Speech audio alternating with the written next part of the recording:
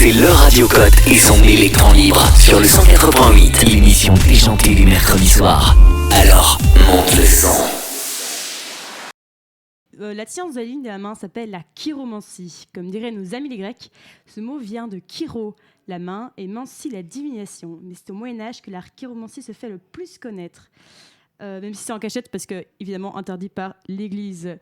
Cependant, cette pratique est née en Inde il y a 5000 ans. Bref, c'est méga vieux. Il disait que la main était le signe visible de sa nature intime. On y croit pas, mais je trouve que, par curiosité, c'est quand même intriguant de voir ce qu'elle pourrait signifier.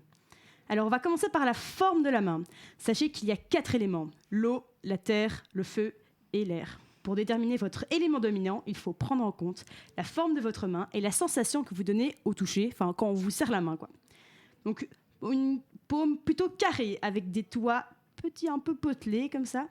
La poigne est généralement froide et sèche. C'est une paume de la terre. La paume des gens concrets qui ont un abonnement de sport au bloquerie et qui vont vraiment et régulièrement. Des gens extraordinaires. Une paume plutôt carrée, mais avec des doigts longs et une poigne chaude et moite. Leur élément est l'air. Ils sont curieux. Et c'est un peu le genre de gens qui te sortent des infos sorties de nulle part, à des moments totalement aléatoires, et des informations qui se font sur tout et n'importe quoi. Il y a aussi une paume plutôt rectangulaire, avec des doigts longs et une poigne froide et aussi moite. Ça, c'est la paume de l'élément de l'eau. Ce sont des gens plutôt sensibles.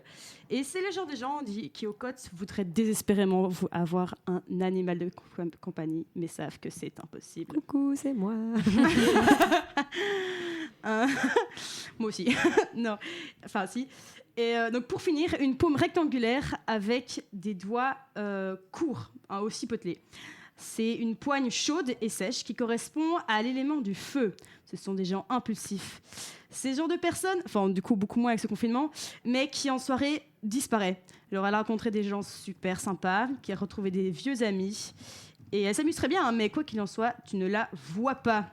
Alors passons maintenant à nos lignes de main. Elles varient souvent d'une main à l'autre, et il y a une interprétation à cela.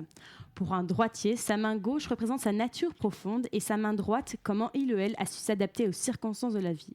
Pour un gaucher, c'est l'inverse. Du coup, voilà, choisissez la main dont vous voulez savoir vos informations, quoi. Okay. Bon, après cette très belle introduction, passons enfin à la chiromancie elle-même, quoi. À vos mains, prêts, partez. Merci pour la blague, Iso. Je devais trop la faire. Pas mal. Alors, donc, pour commencer, la ligne de cœur. Donc, quand vous voyez votre main, il y a 3 lignes principales. Une tout au-dessus. Donc, c'est la plus haute des 3 lignes. Et voilà. Elle commence à la hauteur de l'auriculaire, c'est le petit doigt, et longe la base de nos doigts. Une ligne incurvée vers le haut, en direction de vos doigts, signifie que vous êtes plutôt un chaud lapin. Tandis que si votre ligne est plus droite, ça signifie que vous êtes la team plus des romantiques. De plus, quand cette ligne est courte, c'est-à-dire un peu avant le majeur, le plus long doigt, le fuck, quoi, vous avez compris, ça veut dire que vous êtes, à première vue, plutôt froid et mystérieux. Tandis que quand elle est plus longue, un peu après le majeur, ça signifie que vous êtes plutôt passionné et fougueux. C'est un peu la différence entre Edward et Jacob dans Twilight, quoi, vous connaissez. Okay. Alors, ensuite, la ligne de tête, elle est juste en dessous et elle commence entre le pouce et l'index. Une ligne assez droite et horizontale signifie que vous êtes plutôt analytique, avec un bon sens pratique. Mais au plus votre ligne est en pente, inclinée vers le bas, au plus vous êtes un artiste incompris, plein de créativité. Ensuite, si votre ligne est collée ou se confond avec votre ligne de vie au départ, c'est la ligne qui descend un peu plus vers le bas de votre paume, eh bien, ça veut dire que vous êtes empathique et généreux, mais que vous avez un manque de confiance en vous ou que vous avez du mal à vous affirmer. Par contre, au plus vos 2 lignes sont écartées, au plus vous êtes déterminé, plein d'ambition. Vous savez quelle est votre voie et vous n'êtes pas venu là pour chômer, quoi. La ligne de vie commence aussi entre l'index et le pouce, mais se termine plutôt vers le bas, comme dit précédemment. Contrairement à ce qu'on pourrait croire, la ligne de vie n'indique pas combien de temps vous allez vivre, mais plutôt votre vitalité. Au plus, la ligne de vie forme un grand arc bien arrondi. Au plus, vous êtes résistant aux maladies, vous récupérez bien.